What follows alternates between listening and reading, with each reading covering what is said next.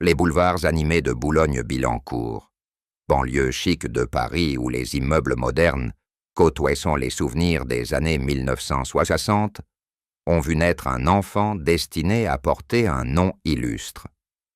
David Hallyday grandit dans l'ombre de ses parents stars, Johnny le rocker national et Sylvie Vartan, la yéyé bulgare qui a conquis la France.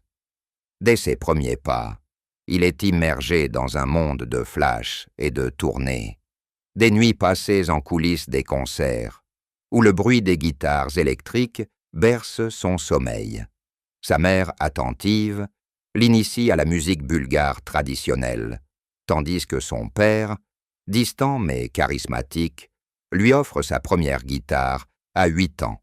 Ses influences le croisées forgent un tempérament réservé. À l'école privée, David excelle en art, composant des mélodies solitaires pour échapper à la pression du patronyme. Les vacances en Suisse, refuge familial, lui apprennent l'importance de la discrétion, loin des paparazzis qui guettent chaque sortie. L'adolescence marque un tournant rebelle. À 13 ans, David déménage avec sa mère aux États-Unis après le divorce parental, un événement qui le bouleverse. À Los Angeles, il fréquente le lycée français, mais s'immerge dans la scène rock locale. Jam sessions avec des musiciens de rue, où il affine son style influencé par Bruce Springsteen et Bob Dylan. De retour en France à 16 ans, il signe son premier contrat avec Mercury Records, sortant un album éponyme qui mélange pop et introspection. Les critiques louent sa voix chaude, mais soulignent l'ombre paternelle. Un fils qui cherche sa voix, titre un magazine. David, conscient de ce poids, multiplie les collaborations. Duo avec des artistes émergents, tournées modestes en province. Une analyse de cette période révèle une quête d'identité. Il refuse les facilités offertes par le nom Hallyday, préférant des concerts intimistes où il se produit sous pseudonyme pour tester son talent pur. Les années 1980 consolident son indépendance. En 1989, il épouse Estelle Lefébure, mannequin iconique, dans une cérémonie fastueuse à Neuilly-sur-Seine. Ce mariage médiatisé donne naissance à 2 filles, Ilona en 1995 et Emma en 1997. David jongle entre paternité et carrière. Albums comme True Cool en 1988, qui flirtent avec le succès international, et rôles au cinéma dans des films mineurs. Pourtant des fissures apparaissent, le couple sous les projecteurs constants souffre de jalousies et d'absences dues aux tournées. Le divorce en 2001, amiable, laisse David en garde alternée, un rôle qu'il embrasse avec dévouement. Week-end à Paris avec les filles, où il leur enseigne la guitare. Cette rupture, analysée comme un éveil, le pousse à explorer des thèmes plus personnels dans sa musique, comme la fragilité des liens familiaux. La décennie suivante apporte une maturité artistique. David s'installe à Londres pour un temps, produisant des albums en anglais qui touchent un public anglo-saxon. Son retour en France coïncide avec des collaborations paternelles, duo avec Johnny sur scène, moment de réconciliation publique. Boulogne-Billancourt reste un ancrage. Visite à la maison natale, où il puise inspiration pour des chansons nostalgiques. Ses racines, écrasantes mais nourricières, préparent le terrain à une nouvelle union, celle avec Alexandra Pastor, qui marquera 2 décennies de sa vie. Les lumières tamisées d'une soirée monégasque en 2003 servent de décor à une rencontre qui scellera un chapitre majeur dans la vie de David Hallyday. Invité à un gala de charité au Sporting Club de Monte-Carlo, il croise Alexandra Pastor, héritière d'une famille d'entrepreneurs monégasques, connue pour sa discrétion et son élégance. Leur premier échange porte sur la musique. Elle, admiratrice de ses ballades, l'interpelle sur une chanson récente. Lui, charmé par sa finesse, répond avec une anecdote sur son père. Cette connexion immédiate, loin des paillettes superficielles, évolue en dîners privés à Monaco, promenade sur le port, où ils discutent de voyages et de valeurs familiales. Alexandra, issue d'un milieu aisé mais réservé, apporte une stabilité contrastant avec le tumulte rock de David. Leur relation s'officialise rapidement. En 2004, ils se marient dans une cérémonie intime au Cap Ferrat, entouré de proches. David, encore marqué par son divorce précédent, trouve en elle un havre, une ancre dans la tempête, confie-t-il à un ami. Alexandra, avec son background en gestion d'affaires familiales, gère les aspects pratiques, permettant à David de se concentrer sur sa musique. La naissance de leur fils Cameron, en 2004, renforce ce lien. David, père attentionné, compose des berceuses pour le nouveau-né, intégrant la famille à ses tournées. Les années suivantes voient le couple s'installer entre Paris et le Portugal, un choix pour la sérénité. Villas spacieuses, où Cameron grandit loin des médias, apprenant le français et l'anglais. Cette union semble idyllique aux yeux du public. Apparitions rares ensemble. Un festival de Cannes en 2010, où ils posent main dans la main, ou des vacances en Corse capturées par des photographes. Alexandra soutient les projets de David, albums comme Le temps d'une vie en 2018, où il explore la maturité. Pourtant, des signes subtils émergent. Absence prolongée de David pour des enregistrements à Los Angeles. Rumeurs de tension sur la gestion patrimoniale. Une analyse de cette phase met en lumière une complémentarité apparente. Elle apporte équilibre financier, lui charisme artistique. Les enfants d'union précédente s'intègrent. Ilona et Emma passent des étés avec Cameron, formant une fratrie unie. Les années 2010 testent cette solidité.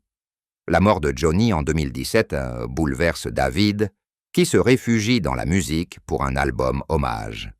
Alexandra, pilier silencieux, organise les funérailles familiales, gérant les médias avec tact.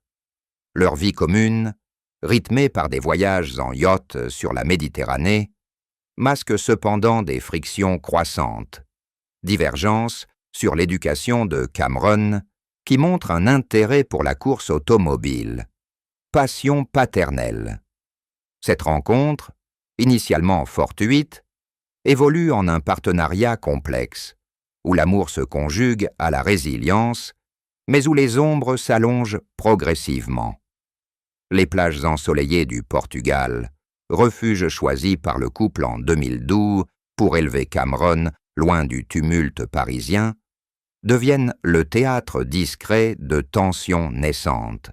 David, absorbé par sa carrière, multiplie les allers-retours. Enregistrements à Paris, concerts en Europe. Alexandra, gérant les affaires familiales à Monaco, assume seule l'éducation quotidienne. Inscriptions à l'école internationale, activités sportives pour le fils. Des amis proches notent des signes. Dîner où les conversations virent aux reproches voilés, absence de David à des événements scolaires. En 2015, une interview de David sur une chaîne française laisse entrevoir des doutes. Le mariage, c'est un équilibre fragile, dit-il sans nommer Alexandra. Les médias se spéculent, mais le couple dément par des photos idylliques sur Instagram. La crise s'amplifie avec l'héritage de Johnny. En 2018, le conflit judiciaire autour de la succession oppose David à Laetitia Hallyday, sa belle-mère. Alexandra, en retrait, soutient David dans les audiences. Voyages à Paris pour consultation d'avocats, nuits blanches à décortiquer documents. Pourtant, cette épreuve creuse un fossé. David, obsédé par la justice familiale, s'isole. Alexandra, frustrée par l'impact sur leur vie, exprime des regrets en privé. Une source anonyme rapporte des disputes. Elle en avait assez des ombres du passé. L'analyse de cette période révèle une usure. Le poids de l'héritage paternel envahit leur intimité, transformant le soutien en fardeau. Les années 2020 accentuent les fractures. La pandémie isole le couple au Portugal. Confinement où les tensions montent, avec David composant seul dans son studio, Alexandra gérant l'école à distance pour Cameron. En 2022, des rumeurs d'infidélité circulent, après des photos de David avec une musicienne lors d'un festival. Alexandra, stoïque, maintient la façade. Apparitions conjointes à Monaco pour des galas. Mais en coulisses, des thérapies de couple sont tentées sans succès durable. Cameron, adolescent, perçoit les dissonances, week-end tendu, où les parents évitent les sujets sensibles. Cette phase publique des fissures, marquée par des silences éloquents, prépare le terrain à l'aveu qui éclatera en 2025. Les villas luxueuses du Algarve portugais, avec leurs jardins fleuris et leur vue sur l'océan Atlantique, masquent pendant des années un silence pesant au sein du couple Halliday Pastor, où Alexandra cultive une résignation stoïque face aux absences croissantes de David. Dès 2013, elle assume seule les responsabilités domestiques. Organisation des anniversaires de Cameron, rendez-vous scolaires, tandis que David, lancé dans une tournée européenne pour promouvoir son album « J'ai quelque chose à vous dire », multiplie les séjours prolongés à Paris. Les appels nocturnes deviennent routine, mais les conversations se font laconiques. Elle évoque les progrès du fils, lui parle de ses inspirations musicales. Des amis communs observent un décalage. Alexandra, active dans des cercles philanthropiques monégasques, s'épanouit socialement, tandis que David semble absorbé par son deuil paternel inachevé. Ce silence, analysé comme une stratégie de survie, permet au couple de maintenir une image unie pour les enfants et les médias. La résignation s'installe progressivement. En 2016, Alexandra confie à une proche son sentiment d'isolement. Les soirées solitaires devant des documentaires sur l'art, alors que David enchaîne interviews et studios. Elle développe ses propres intérêts.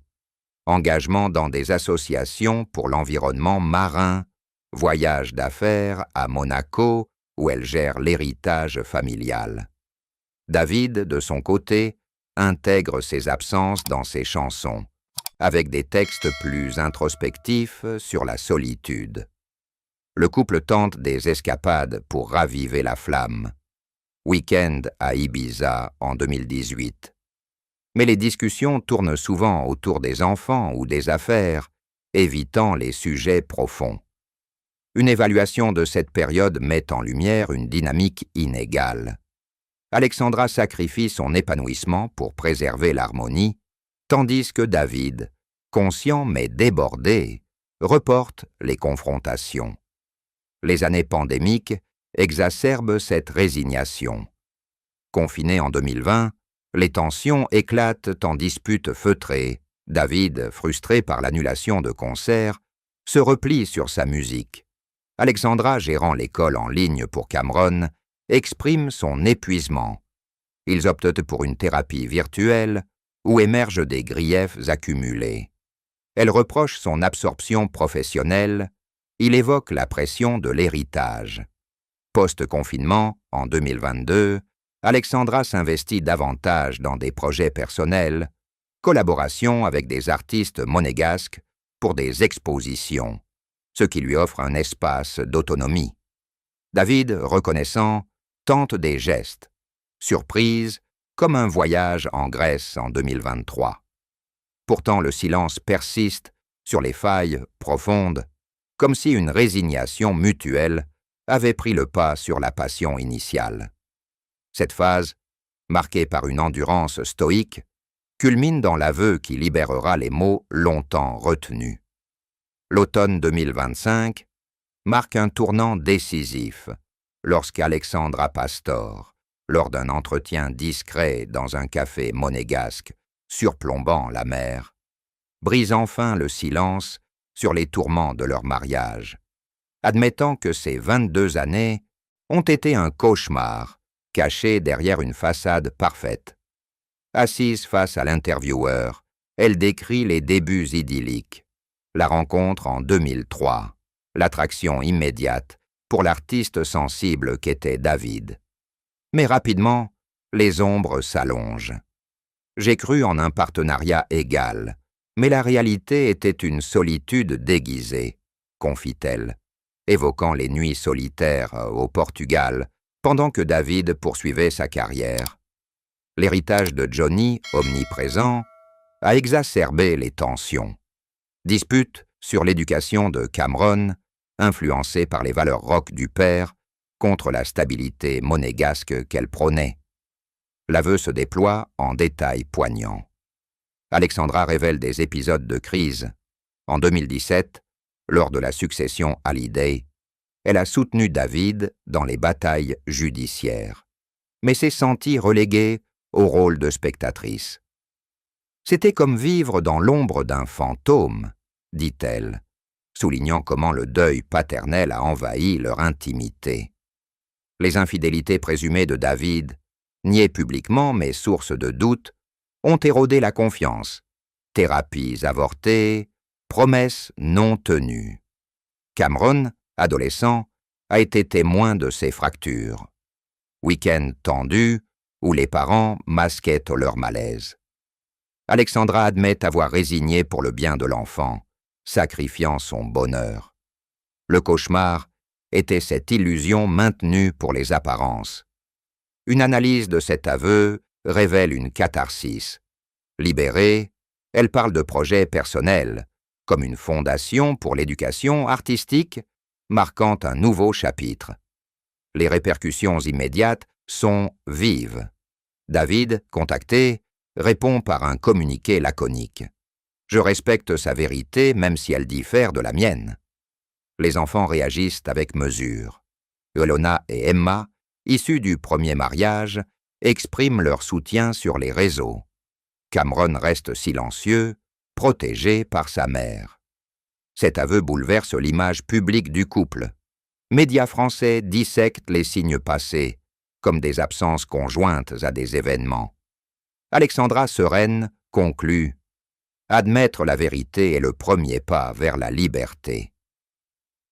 Cette révélation, loin d'un scandale, humanise une union complexe, invitant à réfléchir sur les sacrifices invisibles dans les mariages de célébrités. L'aveu d'Alexandra Pastor ébranle non seulement le noyau familial Hallyday, mais résonne dans les sphères sociétales françaises, où il questionne les normes du mariage chez les figures publiques et les sacrifices genrés dans les unions durables. Au sein de la famille, Cameron, à 21 ans, navigue entre loyauté paternelle et compréhension maternelle. Séjour alterné entre le Portugal et Paris, où David l'initie à la musique, tandis qu'Alexandra l'encourage dans des études en gestion. Ilona et Emma, actrices émergentes, intègrent l'événement dans leur carrière. Interview où elles évoquent la résilience familiale, transformant le drame en message d'empowerment. David, marqué, ajuste son rôle paternel. Appels plus fréquents. Week-end dédiés aux enfants pour reconstruire des liens fragilisés. Une dissection de ces dynamiques de familiales met en lumière une transition, de l'unité forcée à une coparentalité authentique, où les enfants deviennent médiateurs involontaires. Sociétalement, cette confession alimente débat sur le mariage post-50 ans. En France, où les divorces tardifs augmentent, des sociologues à l'INED analysent le cas comme symptôme. Les femmes dans l'ombre des hommes publics sortent enfin de leur silence, argue une étude. Magazines comme Elle déditent dossiers à des témoignages similaires, inspirés par Alexandra. Dans les cercles monégasques, son aveu booste des associations pour l'émancipation féminine, Elle devient ambassadrice pour des campagnes contre les inégalités conjugales. Médiatiquement, l'impact se mesure en audience. Talk-shows comme C'est à vous dissèquent l'héritage Halliday, reliant le personnel au culturel. Globalement, en Europe, des médias comme El País comparent à d'autres couples stars, soulignant la pression sur les épouses discrètes. Économiquement, Alexandra capitalise. Projet d'affaires renforcé, comme une ligne de décoration inspirée de son style monégasque. Ces implications tissent un réseau vaste. Un aveu personnel devient catalyseur pour réflexion collective sur l'amour comme construction fragile, dans une société qui idéalise encore les unions éternelles.